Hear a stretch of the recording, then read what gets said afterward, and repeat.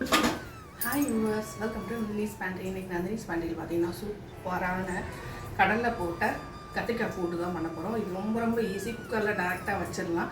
வச்சுட்டு அதுக்கப்புறம் இறக்குனதுக்கப்புறம் தாளித்து கொட்ட வேண்டியது தான். இது எல்லாமே அரைச்சும் விடலாம், பொடி போட்டும் பண்ணலாம். நான் பொடி போட்டு தான் பண்ண போகிறேன். அந்த பொடியவே தேங்காய் சேர்த்து அரைச்சும் பண்ணலாம். நான் தேங்காய் போடாமல் பொடி போட்டு பண்ண போகிறேன். அங்கே அதை குயிக்காக பார்க்கலாம். கடலையை வந்து ஒரு அரை மணி நேரம் தண்ணியில் பச்சை கடலை இது அரை மணி நேரம் தண்ணியில் ஊற வச்சுருக்கேன். நான் இதை வாஷ் பண்ணிவிட்டு பாசிப்பருப்பு ஒரு 1/4 கப்பு, ஒரே ஒரு டேபிள் ஸ்பூன் துவரம்பருப்பு. மசூர் டால் இருந்தால் மசூர் டால் கூட நீங்கள் சேர்த்துக்கலாம். நான் மசூர் டால் சேர்க்குறது இல்லை, அதனால் நான் துவரம்பருப்பு சேர்த்துட்ருக்கேன். இது எல்லாத்தையும் வாஷ் பண்ணிட்டு வந்துடுவோம். எல்லாமே ஒன்றா தான் போட போகிறோம். இந்த வாஷ் பண்ணியாச்சு துவரம்பருப்பு, பாசிப்பருப்பு, இந்த கடலை இதெல்லாம் நல்லா சேர்த்துருவோம். இது ரொம்ப ஈஸி.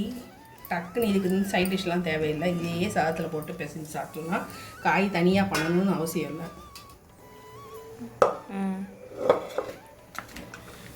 இந்த கத்திரிக்காய், இங்கே வரி கத்திரிக்காய்ன்னு சொல்லுவாங்க. அந்த இதுக்கு வந்து ஒரே ஒரு பெரிய சைஸ் தக்காளி, ஒரே ஒரு தக்காளி, அதையும் இதுக்குள்ளே சேர்த்துடலாம். பச்சை மிளகா அலம்பிட்டு தான் வச்சு 2 பச்சை மிளகா,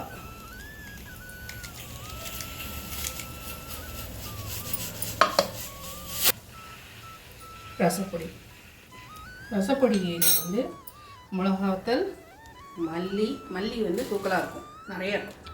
மிளகாத்தல், மல்லி, மிளகு, ஜீரகம், துவரம்பருப்பு கொஞ்சமாக. வறுத்தரைச்ச பொடியில் வெந்தயம் இருக்கும், அதனால் நான் அதையும் போடுறேன்.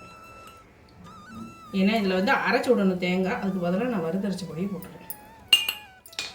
ரெண்டும் ஒரு டேபிள் ஸ்பூன் போட்டாச்சு. இப்போ மஞ்சள் பொடி,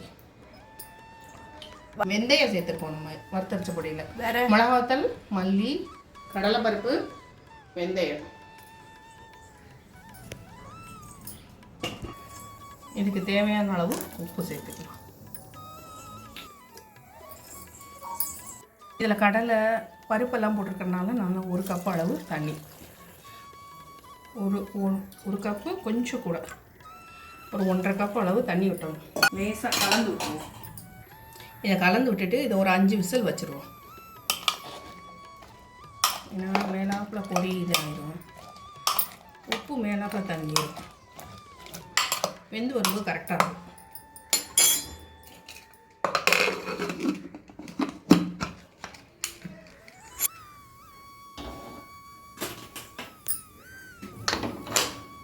சிம்மில் இருக்கட்டும், அப்போ தான் வந்து நல்லா கடலை பருப்பு எல்லாமே நல்லா வெந்து வரும். சிம்மில் இருக்கட்டும், 5 விசில் வரட்டும். சூப்பரான இறக்கிட்டு தேங்காய் எண்ணெயில் கடுகு, உளுந்து பருப்பு, சீரகம் தாளித்து விட்டணும். கருவேப்பிலை, மிளகா அதெல்லாம் நம்மளோட இஷ்டம். கருவேப்பிலை கண்டிப்பாக கூட்டோ இந்த மாதிரி இதுக்கெலாம் தாளிக்கணும். மிளகாவாக இருந்தால் நான் வந்து நம்ம இஷ்டம்னு தெரிஞ்சோன்னேன். ஏன்னா ஆல்ரெடி நம்ம பச்சை மிளகா சேர்த்துக்கோம், பொடி 2 வகை போட்டுருக்கோம்னால அதுவே நல்லா காரசாரமாக இருக்கும். இந்த கூட்டை சாதத்தை போட்டு செஞ்சு சாப்பிட்டாலே இதே இஷ்டம்.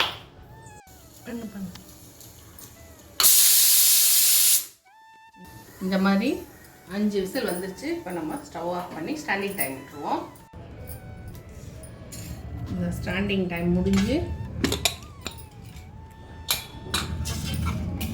நல்லா வெந்துருச்சு.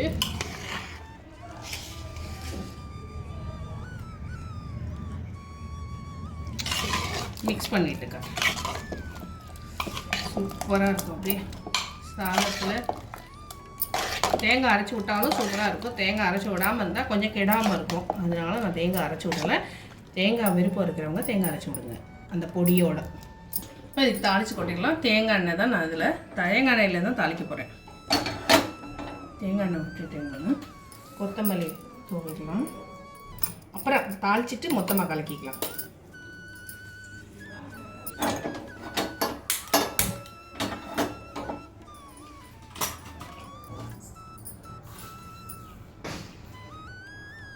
கொஞ்சம் சூடாகட்டும் எண்ணெய். 1 ஸ்பூன் கடுகு, உளுத்தம்பருப்பு 1 ஸ்பூனு, உடைச்ச உளுத்தம்பருப்பு தோலோடு இருக்கிறது, 1 ஸ்பூன் ஜீரகம், பெருங்காயம்,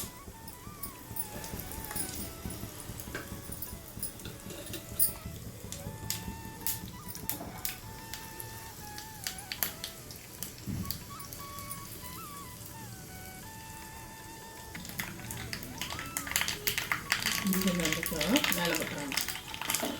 ஆஃப் பண்ணிட்டு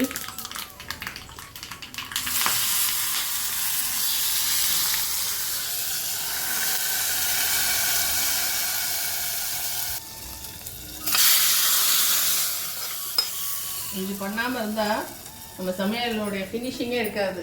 தாளிச்சதில் கொஞ்சம் கொட்டி இது பண்ணுறது. இதை நல்லா கலந்துக்குவோம்.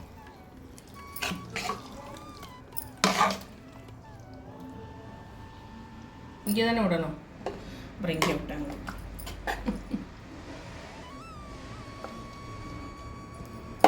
சுட சுட சாதத்தில் நல்ல நெய்யை விட்டு இந்த கூட்டு குழம்பு மாதிரி இருக்கிற இந்த இதை கத்திரிக்காய் கடலை போட்ட நிலக்கடலை போட்ட கூட்டை சூப்பராக தொட்டுன்னு சாப்பிட்டா தலையில் இருக்கும். இதுதான் இது ஃபில்லிங்காக இருக்கும். ப்ரோட்டீன் கடலையில் வந்து கடலை போட்டிருக்கோம், பாசிப்பருப்பு போட்டிருக்கோம், கொஞ்சம் துவரம்பருப்பு போட்டிருக்கோம்.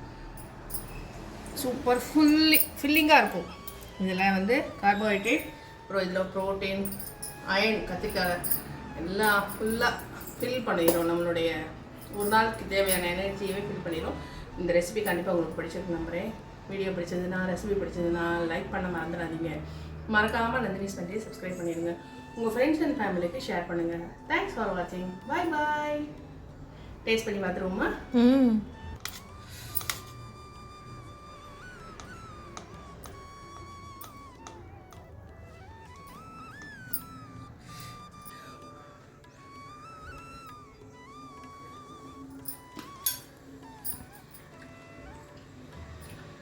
கடலைலாம் சூப்பராக வந்திருக்கு. கண்டிப்பாக ட்ரை பண்ணி பாருங்கள். பாய்.